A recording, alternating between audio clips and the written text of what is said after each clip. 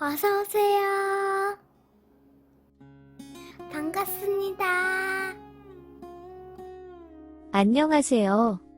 저는 이혼하고 혼자서 아들을 하나 키우고 있는 40대 남자입니다. 이혼한 아내하고는 대학교 때 소개팅으로 만났고 첫눈에 반해서 몇 개월 따라다니다가 사귀게 되었고 결국 결혼까지 하게 되었습니다. 연애하는 동안 많이 싸우긴 했지만 그래도 항상 아내는 자기를 좋아해주고 기다려줘서 너무 고맙다며 그때는 제가 이렇게 좋은 남자인 줄 못 알아봤다며 미안하다고 하였습니다.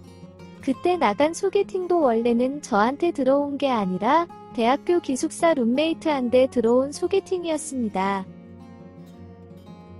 룸메이트가 급하게 지방 본가로 내려가면서 룸메이트의 부탁으로 대타로 나간 것이었습니다. 주말에 혼자 기숙사에 있기도 싫고 해서 밥이나 먹고 올 생각으로 편하게 나간 것인데 첫눈에 반한 것이었습니다.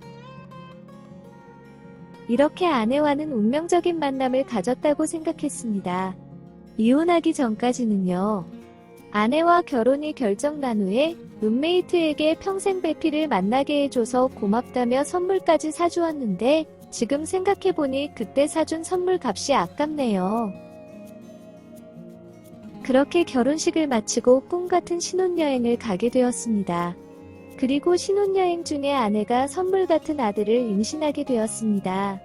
그러면서 제가 하던 일도 점점 더 잘 되게 되었고 조금씩 사업도 확장해 나가기 시작했습니다. 곧 태어날 아들이 복덩어리라며 주변에서도 많이 축하주었습니다.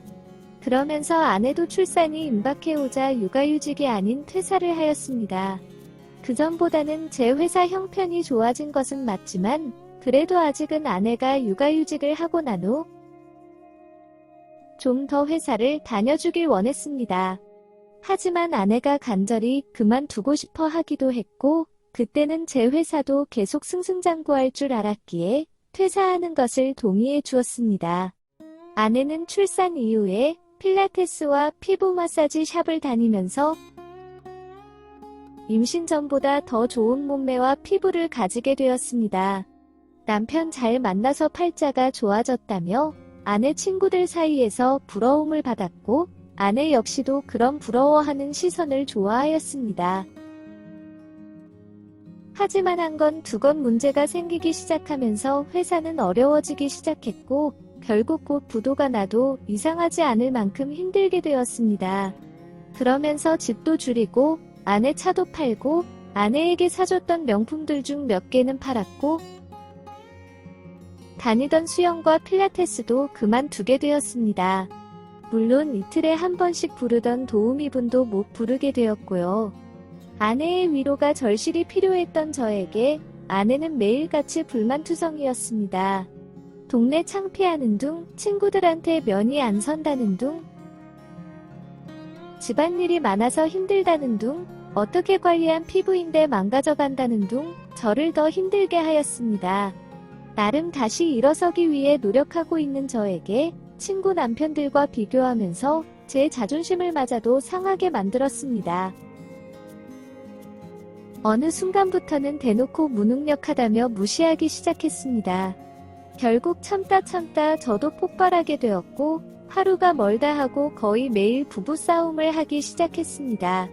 밖에서는 회사 때문에 지치게 되고 집에서는 아내 때문에 지치게 되고 저도 숨을 쉬며 쉴 곳이 필요했습니다. 결국 회사 근처에 월세방을 얻어서 별거를 하기 시작했습니다. 몇 달 만에 집에 가보니 돼지우리는 저리 가라 수준이었고 제 아들은 거의 방치되어 있었습니다. 게다가 아내에게 남자친구도 생겨 있었습니다. 그렇게 저희 이혼을 하게 되었고 아들과 함께 그 월세방에서 살기 시작했습니다.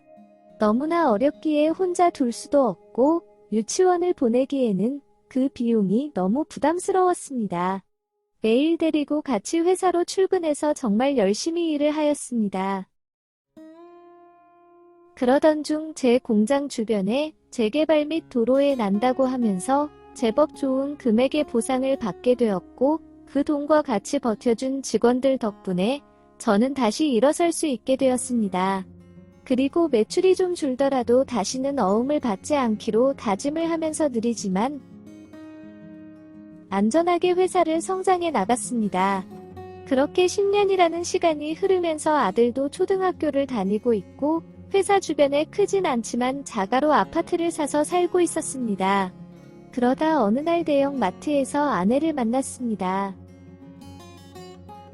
아내는 저와 아들을 한번 알아보았지만 저희는 사실 한번 알아보진 못했습니다.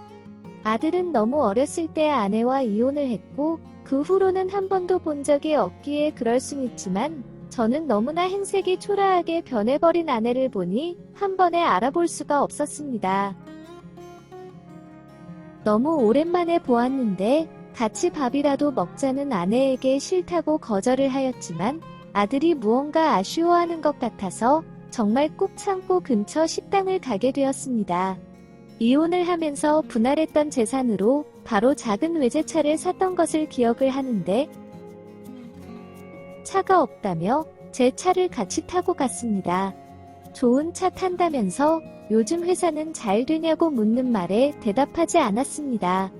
알려주고 싶지도 않고 아내와 한마디도 말을 섞고 싶지 않았습니다.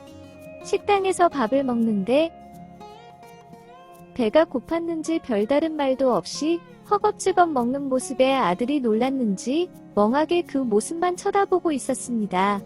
밥 한 공기를 더 시켜 먹고 나서야 아내는 배가 부른지 말을 꺼내기 시작했습니다. 어떤 차를 타고 다니는데 오늘 수리를 맡겨놔서 차가 없다는 둥. 본인 행색이 초췌한 것은 알고 있는지 옷은 어떤 이유로 이렇게 입었다는 둥 아직도 허세는 여전했습니다. 한참은 듣는데도 아들에 대한 안부나 소식 등은 물어보지 않길래 여전히 엄마로서는 자격이 없는 여자구나라고 생각이 들었고 이제 그만 헤어지자고 하였습니다. 그제야 아들에게 핸드폰 번호를 물어보며 가끔씩 얼굴이나 보면서 밥 먹자고 하는데 저는 아들에게 안 된다고 하였습니다. 아내에게 제 전화번호도 바뀌었고 살던 집도 공장도 다 이사갔으니 찾아가지도 말고 찾으려고도 하지 말라고 하였습니다. 여전히 너는 너밖에 모르고 나는 그렇다 치더라도 최소한 내가 낳은 너 아들 얼굴은 제대로 보면서 아들에 대해서 묻고 대화를 나눠야 되는 거 아니냐고 하였습니다. 본인도 그러려고 했다는 식으로 둘러대길래 너 같은 엄마라면 아들한테 상처와 짐만 될 것 같으니 내가 정말 아들을 생각한다면 연락하지 말라고 하였습니다. 그러면서 지금까지 그래왔듯 내가 알아서 잘 키울 테니 걱정하지 말라고 하였습니다.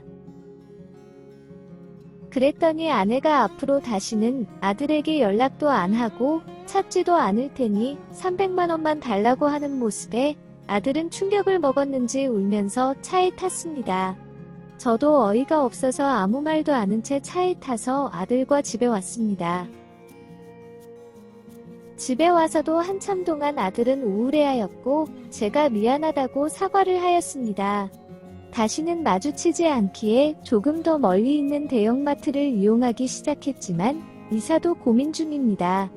아들의 전학 문제만 아니었으면 벌써 이사를 했을 텐데 혹시 전학 간 학교에서 적응하지 못할까 봐선 듯 이사를 못 가고 있는 중입니다. 저에게는 아들이 전부이고 제가 세상을 살아가는 유일한 이유입니다.